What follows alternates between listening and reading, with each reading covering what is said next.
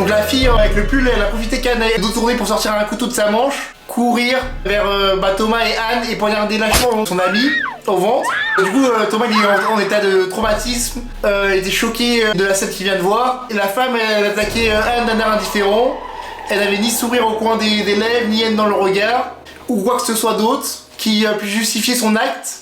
Et on aurait dit qu'elle avait perdu son âme, pire encore, que ce n'était pas la première fois qu'elle plantait quelqu'un.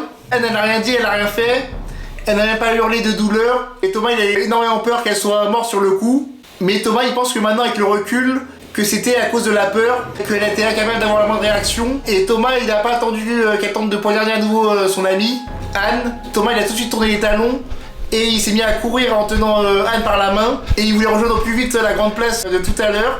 Et Thomas il s'est dit qu'au milieu de la foule, les agresseurs n'oseraient pas les suivre. Et dans la panique, Thomas s'est dirigé avec Anne dans une autre petite ruelle mal éclairée, toujours suivi par la fille au pull et les trois autres mecs. Et le bon point c'est qu'après leur passage en force, le camion il s'est avancé de façon à gêner grandement nos suiveurs. Grâce à cela, Thomas et Anne ont pu gagner 20 à 30 précieuses secondes d'avance. Mais Anne n'était clairement pas en état de faire encore un effort. Elle saignait étonnamment peu, vu sa blessure. Thomas il a traîné Anne à peu de force dans plusieurs ruelles jusqu'à ce qu'ils arrivent dans une sorte de propriété dont l'extérieur n'était pas clôturé. Donc Thomas il sait pas du tout où ils étaient.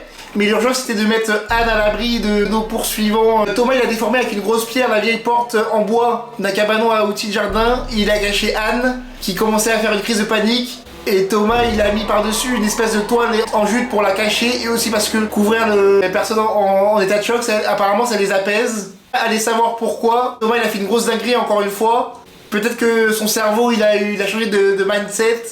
Et au lieu de rester planqué avec elle et la rassurer, il a chopé le premier outil qui lui est venu en main. Et du coup c'est une hache en bois. Et il remercie Dieu que c'était une hache en bois et pas une hache d'un autre matériau. Il est sorti du cabanon. Il s'est éloigné de la propriété pour aller vers celle d'en face. Il a escaladé un petit muret pour arriver sur un toit en tôle. Et il s'est caché la hache en main. Et les plus sceptiques d'entre vous, selon Thomas, qui liront cette histoire, trouveront peut-être ça cool ou viril la situation qu'il a fait, mais avec le recul, ils trouvent ça absolument stupide et immature d'avoir pris la hache. Donc ne faites jamais ce que Thomas a fait dans ces situations-là. Et les agresseurs ils sont arrivés près de la planque et on sait pas comment ils ont fait pour trouver la planque. Ils sont approchés de la planque et ni une ni deux Thomas saute au-dessus de la fille au pull. Il a à moitié assommé en lui mettant un énorme coup avec le manche et de la hache. Et par je ne sais quel miracle, la fille au pull s'est relevée. Et deux de ses camarades masculins, ils étaient effrayés par la hache. Ils ont pris leurs jambes à leur cou. Et le troisième il est resté mais en retrait, clairement pas serein. Et la fille au pull par contre, elle fait toujours cet air indifférent. Alors même qu'elle a été blessée, et en situant avec son couteau plein de sang de Anne, elle s'est mise à courir vers Thomas, mais avec bien moins de rapidité qu'avant, un peu comme si elle venait de se prendre 60 kilos plus une hache dans la gueule. Thomas il a vu son coup venir, il n'a pas hésité à lui entailler l'avant-bras avec un coup de hache.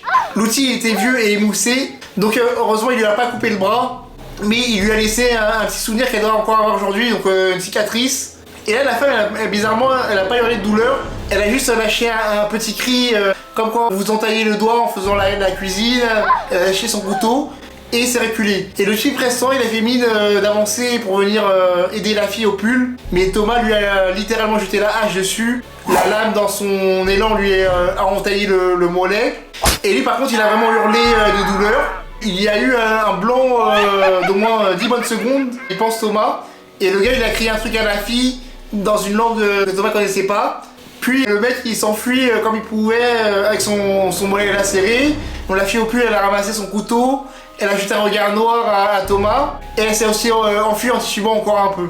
Et Thomas il avait tout donné dans ce combat. Après s'être vite assuré que ses malades étaient bien partis, il a ramassé la hache, il est retourné dans la cabane à outils. Anne y était toujours emmitouflée dans sa toile de jute et elle sanglotait. Mais la crise de panique semblait prendre fin. De plus, sa blessure n'avait plus l'air de saigner. Donc Thomas il précise qu'il n'est pas médecin, mais ça avait l'air d'être en bonne voie de guérison, d'après ce qu'il a observé. Thomas il prend le téléphone de son ami, heureusement qu'il connaissait son code d'ailleurs, et il a appelé à l'aide d'un des encadrants qui surveillait la partie en lui fournissant des explications bancales. Il les a localisées grâce à Snap et il a promis de venir au plus vite possible. Puis Thomas il a appelé la police, le 091 en Espagne, en leur fournissant les mêmes explications claquées au sol qu'à l'encadrant. Il croit même que c'était pire car il n'avait pas l'air du tout de bien comprendre, puisqu'il parlait pas la même langue aussi, et je vous rappelle que Thomas ne parlait pas très bien espagnol. Et Thomas il a attendu que leur vienne en aide les encadrants. Et Thomas il surveillait quand même au cas où si la fille au pull ne revenait pas à ce moment-là. La police est arrivée accompagnée, Dieu merci, d'un interprète. Ils ont pris en charge son ami et 2 des encadrants sont arrivés dans la foulée. Et on leur a demandé une description physique des agresseurs. Anne n'était pas vraiment en état de parler, donc Thomas il a fait de son mieux. Les officiers de police, ils ont passé un savon aussi à Thomas et Anne ainsi qu'aux encadrants. Il n'y a que Anne qui a été dispensée vu son état. Donc la conclusion de cette histoire, c'est au bout du compte, les vacances ont été écourtées suite aux événements de la veille. Le groupe de Thomas sont partis de Saint-Sébastien aux alentours de 6h30 du matin, sous prétexte qu'il était hors de question de laisser à ces malades l'opportunité de blesser à nouveau un élève. Anne a été tirée d'affaire selon les médecins, néanmoins pas pu rentrer en bus avec le groupe scolaire, sous risque d'aggraver ses blessures.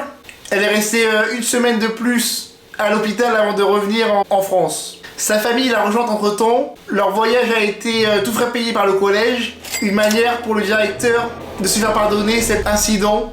La famille de Anne n'a d'ailleurs pas porté plainte, comprenant le contexte de la situation qui est un peu spéciale. Aujourd'hui encore, Thomas il ignore qui étaient ces fous furieux. Il a carrément aujourd'hui oublié leur visage, sauf celui de la fille au pull, qui était expressive, qui avait un look particulier, et il n'est pas prêt de l'oublier malgré lui, et que ça va le traumatiser à vie.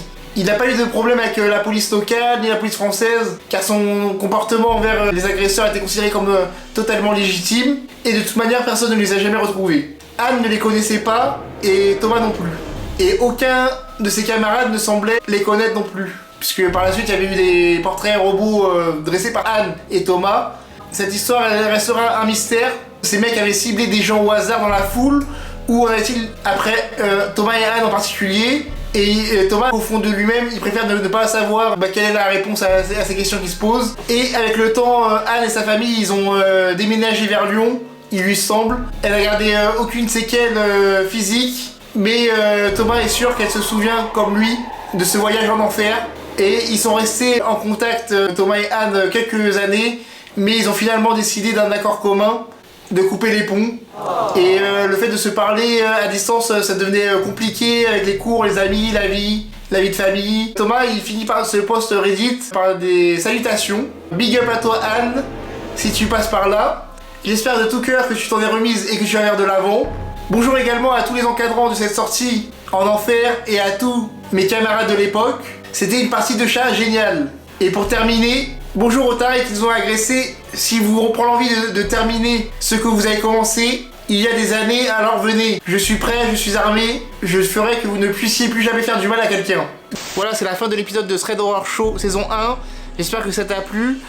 Il y aura d'autres saisons de prévues de Thread Horror Show, mais en attendant, on va passer à une nouvelle série Memory Story USA. Donc pour ceux qui n'ont pas vu la bande-annonce, je vous mets le lien juste en dessous. Vous verrez mes aventures aux USA que j'ai passées avec mon pote Alexis à Palm Springs et dans d'autres destinations des États-Unis.